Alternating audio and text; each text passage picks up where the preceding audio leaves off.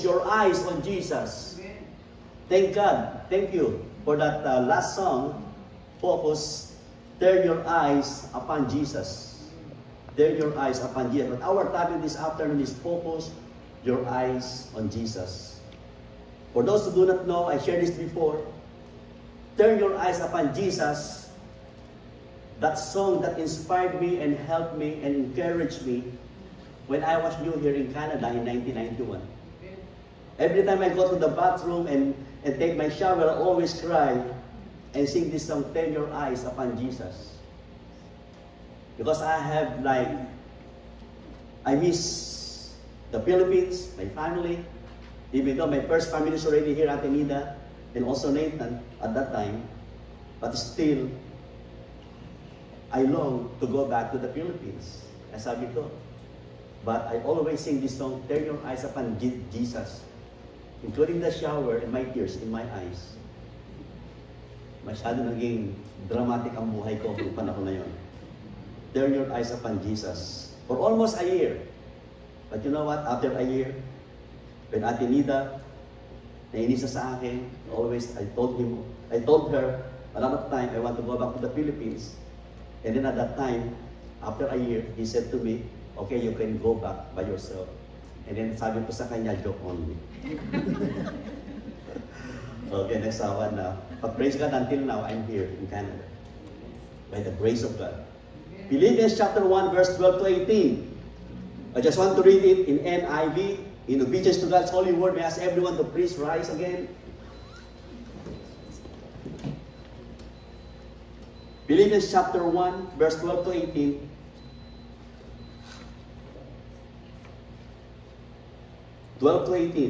It says here, now I want you to know, brothers, that what had happened to me has really served to advance the gospel. As a result, it has become clear throughout the whole palace guard and to everyone else that I am in the chains of Christ. Because of my chains, most of the brothers in the Lord have been encouraged to speak the word of God more courageously and fearlessly. It is true that some preach Christ out of envy and rivalry, but others out of goodwill. That latter do so in love, knowing that I am put here for the defense of the gospel. The former preach Christ out of selfish ambitions, not sincerely, supposing that they can stir up trouble for me while I am in chains. In verse 18, but what does it matter? The important thing is that in every way, whether from the false motives or true, Christ is preached, and because this, I rejoice. Yes, and I will continue to rejoice. May the Lord address you in the reading of His word. So we all seated, please. Thank God for this very encouraging message or word. When I started studying the book of Philippians, about the series of study, I learned so many things again, and the Lord gave me a lot of points and things to consider. And actually this morning I finished this series, just only chapter 1 for 5 Sundays in MFBC. And I think this is my third message here, joyful living. Focus your eyes on Jesus. For many years I have been in the ministry. A good portion of my time and enjoying each day, every week, I spent talking to people through hard times, counseling, and other events. And many times, people stumbles and people discovered so many things in their situation of these adversities, trials in their lives. And their question is like this, that is very common for these two questions. Why is this happened to me? I cannot see any purpose in it. And many people experience those, and this their question to God, why this happened to me? Pwede natin sabihin naman, Pwede naman nangyari dito sa aking kaaway, ha? O sa aking katabi o kung sino pa man.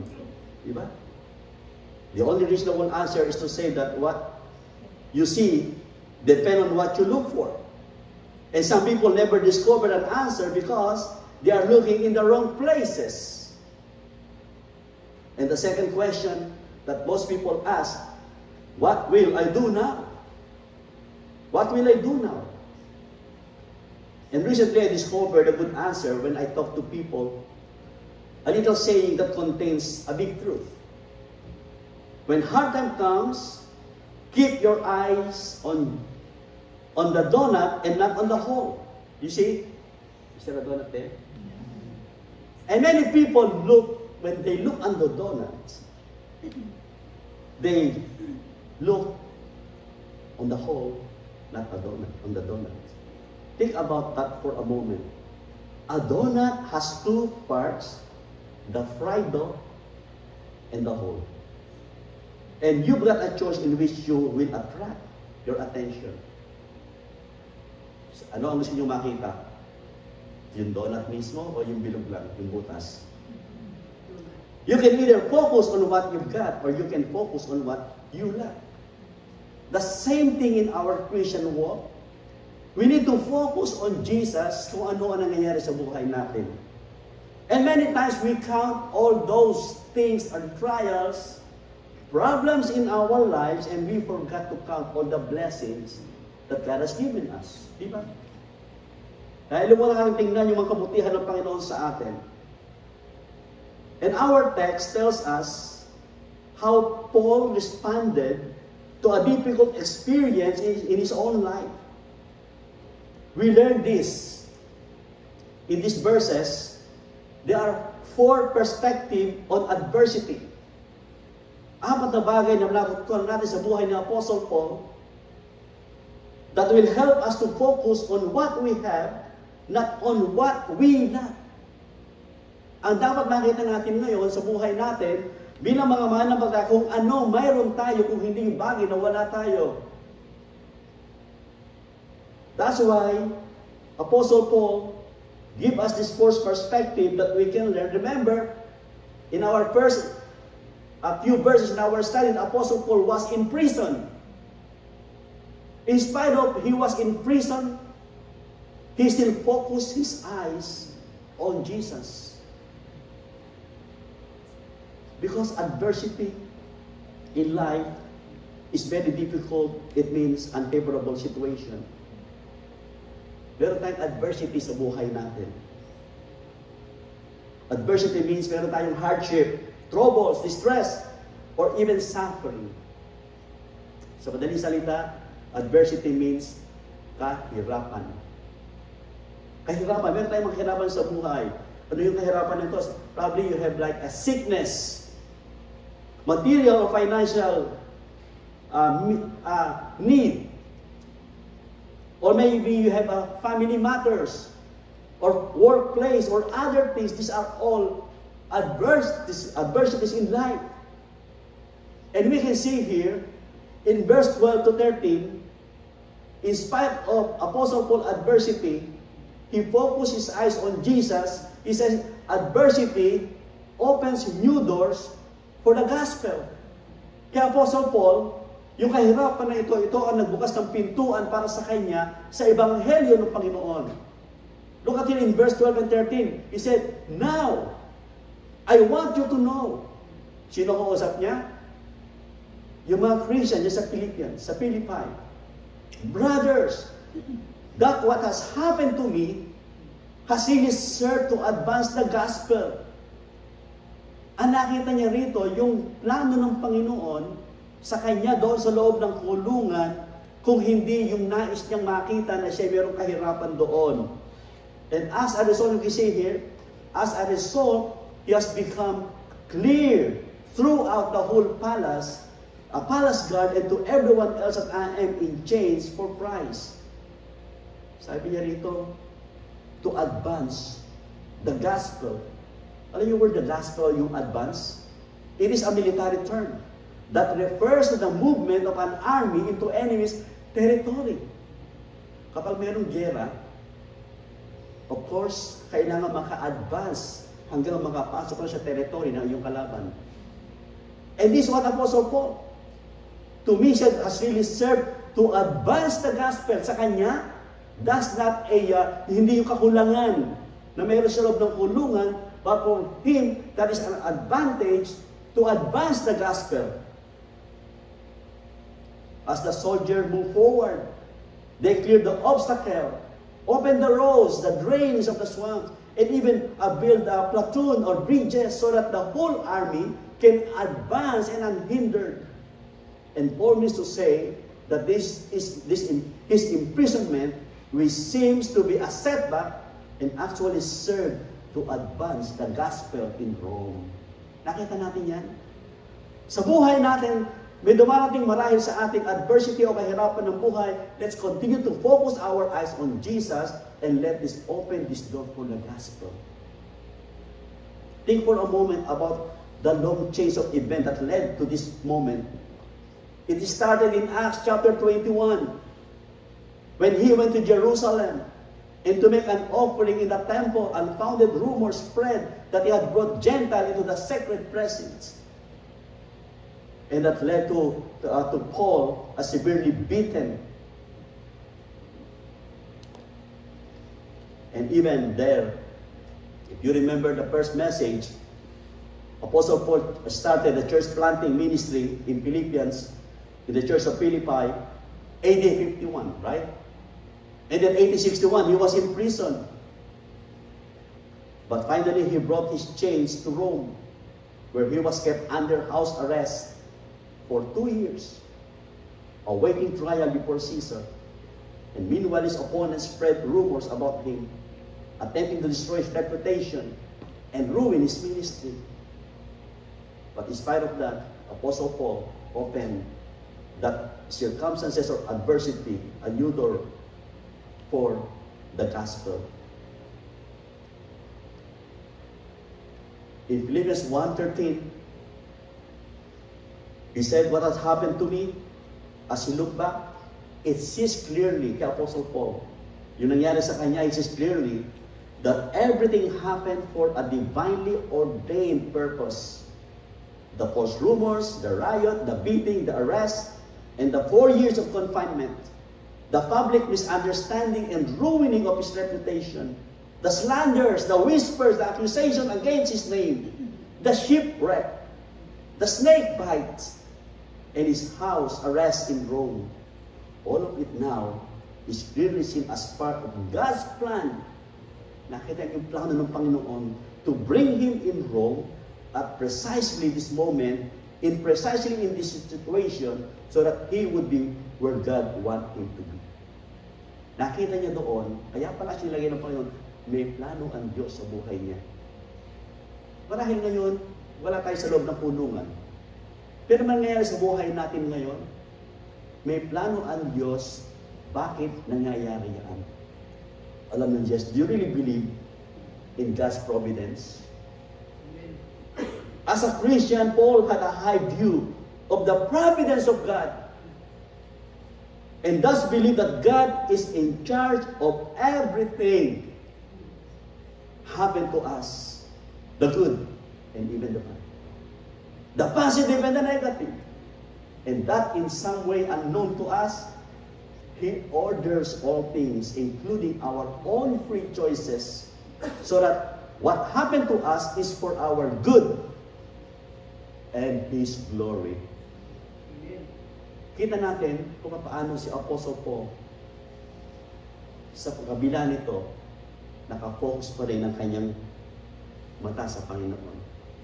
Yung adversity, ang ibig sabihin ng adversity sa Tagalog, ito yung mga kapamahalaan. Yung God's providence, Yung God's providence, ito yung kapamahalaan ng Diyos.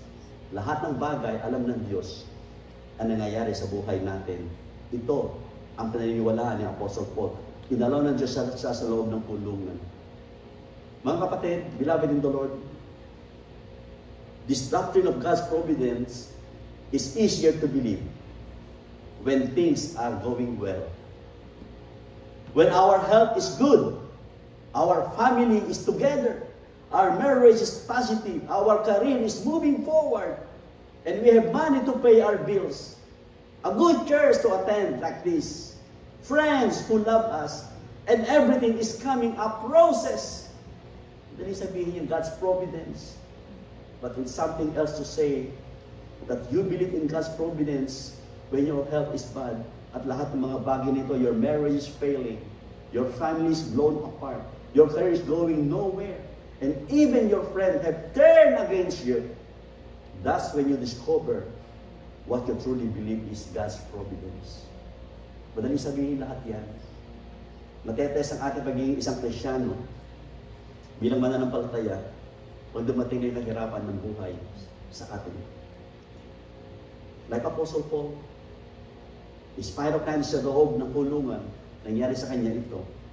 Nakita niya yung providensya ng Panginoon sa buhay niya. And how could Paul look at his circumstances in such positive light after all being changed to a soldier in a Roman jail? He normally not good career in here. It is the answer.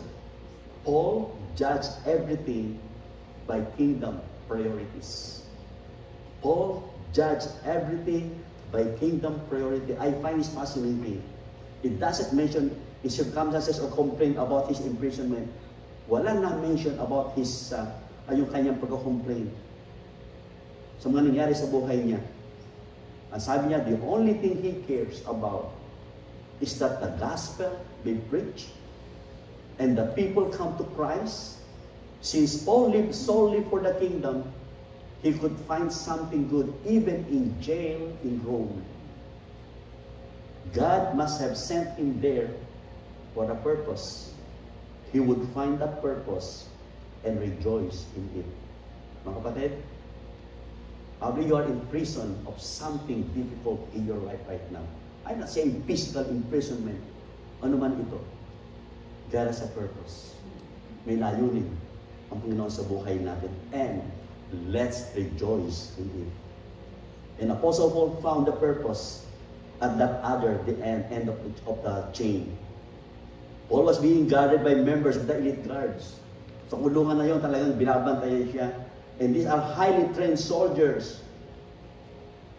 And created by Caesar Augustus in 70 years earlier. And the elite numbers about 9,000 soldiers in Paul's day. They were paid double the normal wage as served for 12 years. And after the most, they retired in rank. They will allowed to retire. And over time, they become powerful political force, putting forth nominees for the Roman Senate. And this is what Apostle Paul, when he was see the purpose inside the prison. And all this meant that the elite soldiers were one of the most important group in ancient Rome. And how would Paul reach them with the gospel? Remember, he was in house arrest. It wouldn't work to rent like a hall, a big hall for them to evangelize. You know what? Apostle Paul wanted to hear a Jew even from Tarsus. They don't want it, but God wanted to reach the elite soldiers. And those soldiers, elite soldiers, he was guarded 24 hours a day. And they changed the guard every 6 hours. This means Paul had a new audience 4 times a day. 28 times a week. And for 2 years, he met 2,100 times soldiers. He reached out and he shared the gospel for these people, this elite soldier. And that's why Paul could truthfully say that the news about Christ had spread through the entire palace guard. And that's the context. Na sinasabi niya, he spread out the gospel, the entire palace guard. No doubt he had personally witnessed 200, if not 1,000 of them during a long days of confinement. Ginawa niyang priority yon, nagawa niyang ministry habang sa kulungan niya. And he is not looking on the whole, but looking on the big donut, where he can see God's plan in his life. And God's design a chain reaction for the spread of the gospel. It was the first evangelism explosion. Only God could think of something like this. We often see God's hand at work only in retrospect, and I don't think Paul had any clear idea during those long months in jail in Caesarea. But he ended up in Rome, and now he knows why from Caesarea transferred to Rome, because he knows clearly what God has planned for him. This is also true for all of us.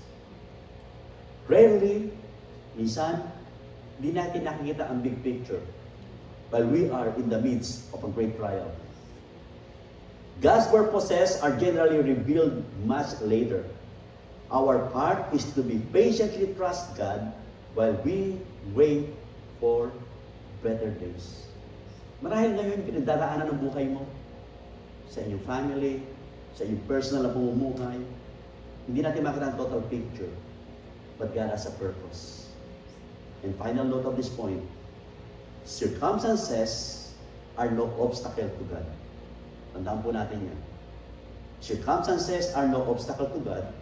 You can be changed and in the will of God, and you can be changed in the will of God and be innocent of all charges.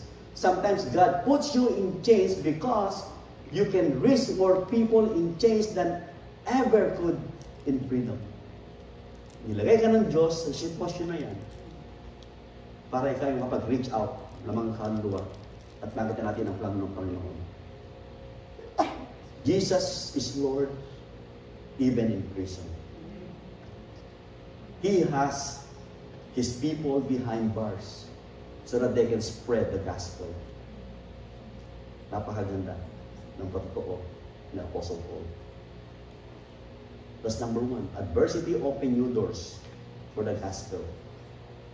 Secondly, look at here in verse 14. Adversity encouraged bold witness. He said here, because of my chains, most of the brothers in the Lord have been encouraged to speak the word of God more courageously and fearlessly. You know, courage is contagious. In this case, Paul's courage in chains is spread to the believers in Philippi who watched him witness to the Roman soldiers. And persecution can be productive. Even though Paul was in jail on a trump-up charge, he produced a harvest of bold evangelism across the city of Rome.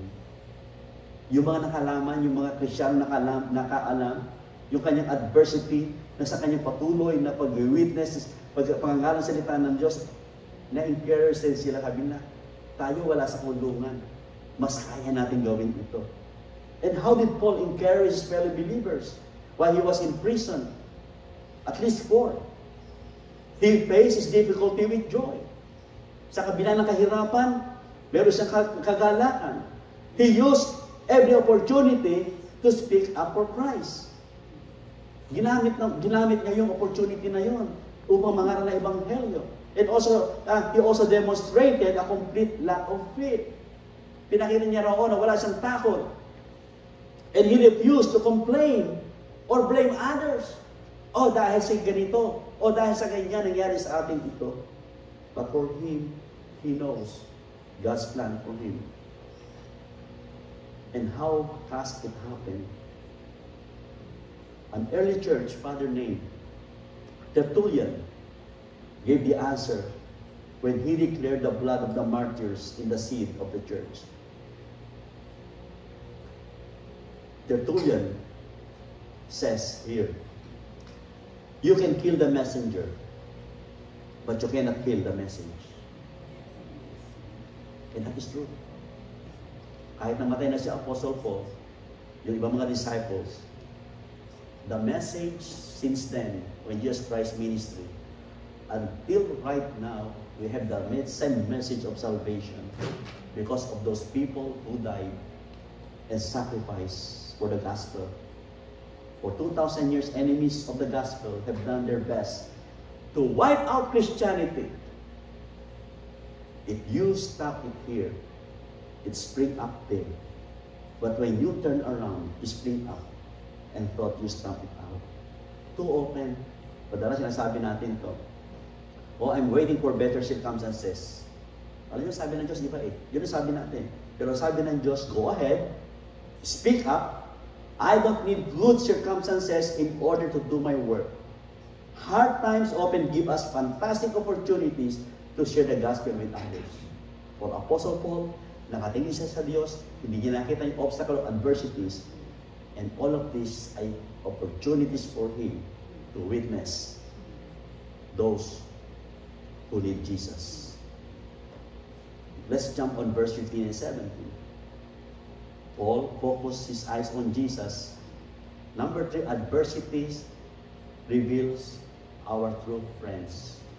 Adversity, yung kahirapan, reveals our true friends. Look at it in 15 to 17. It is true that some preach Christ out of envy and rivalry, but others out of goodwill.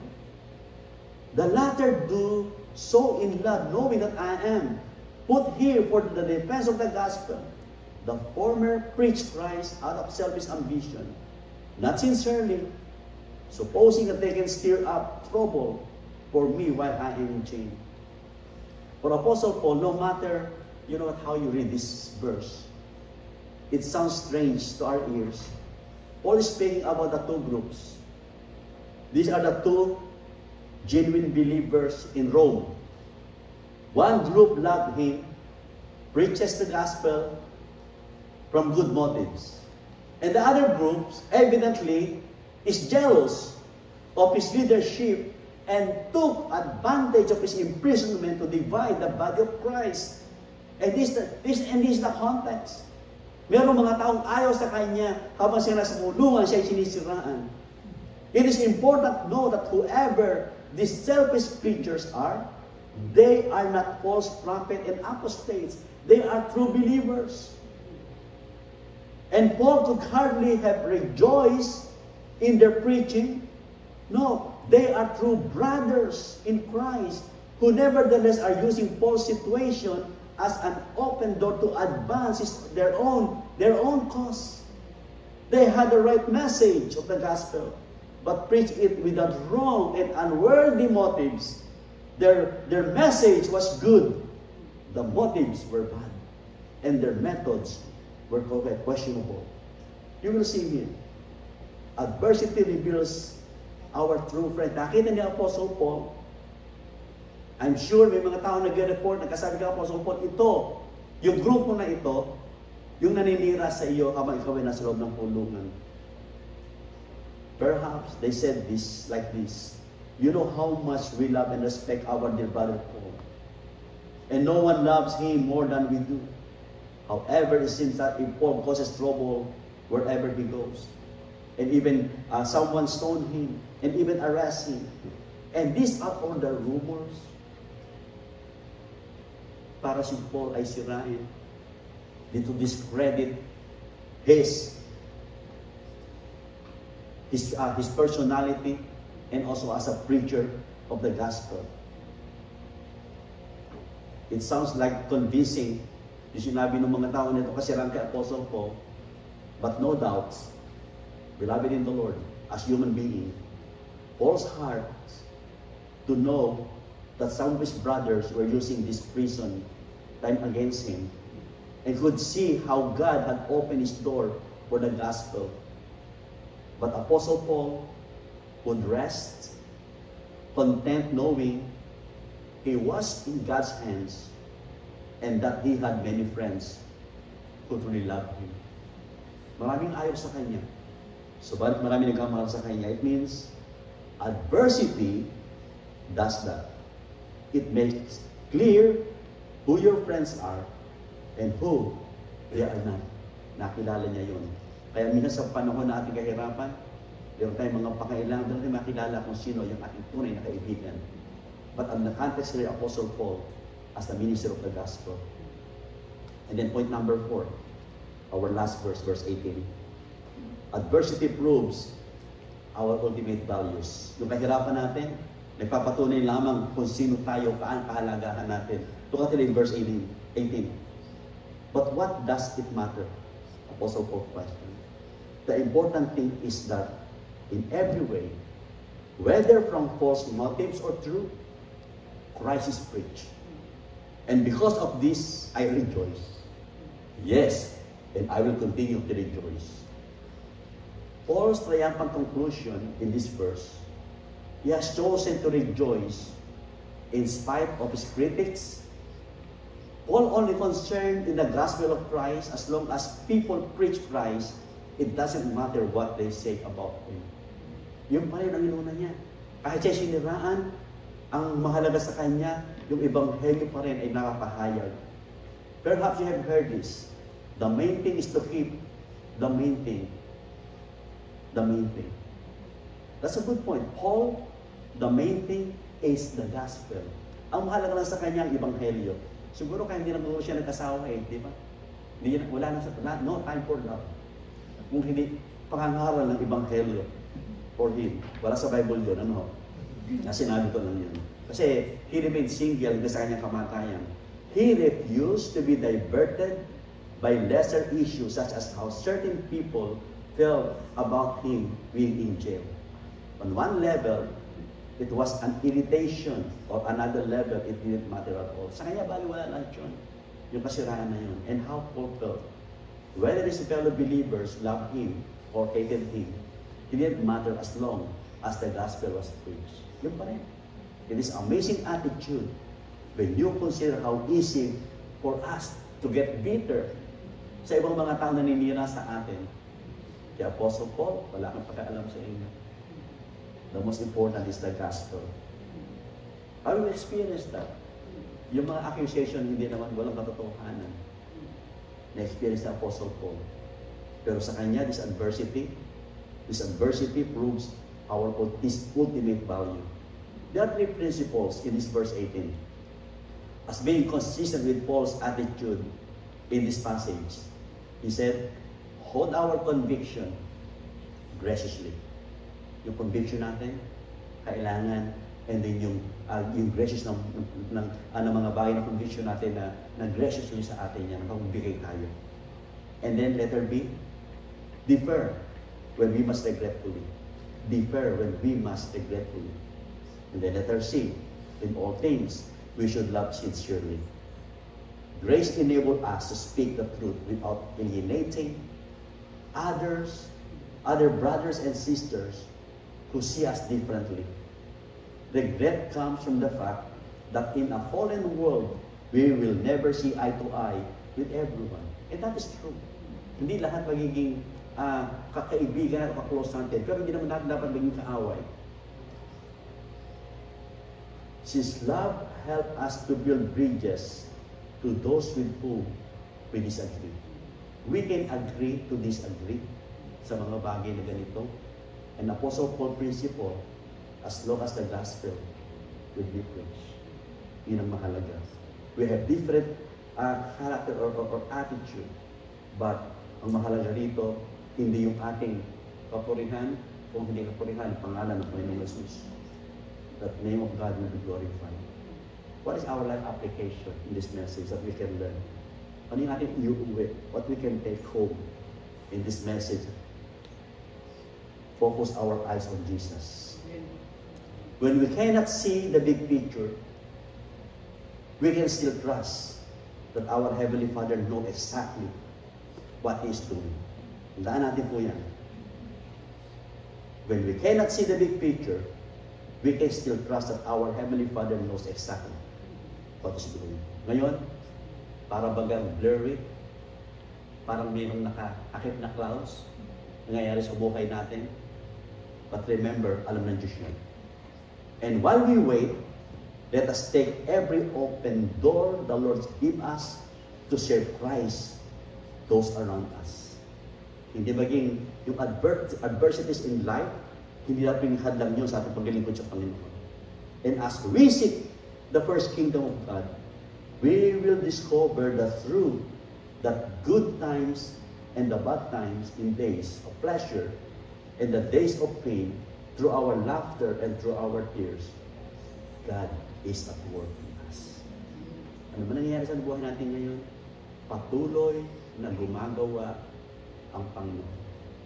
Ano sabi ko doon sa second message ko? God is not yet done. Hindi pa tapos ang Diyos sa buhay natin. Let's pray. Thank you, Father God, for this message. Indeed, Lord, marami nangyayari sa buhay namin. There are so many things, oh Lord, obstacles, adversities in life or hardship. But thank you, Father God, for the life of Apostle Paul, that we learn to focus our eyes on Jesus alone. Father God, help us to focus our eyes on you. Indeed, Lord, it's very difficult, but by your grace and mercy, because we are your children, we can do this. And help us to pattern our life. And Apostle Paul, as Apostle Paul patterned his life on the life of Jesus, and let this, Lord, continuous life, a Christian living that will please to you alone. In all these things, Lord, we pray in Jesus' name. Amen. Amen.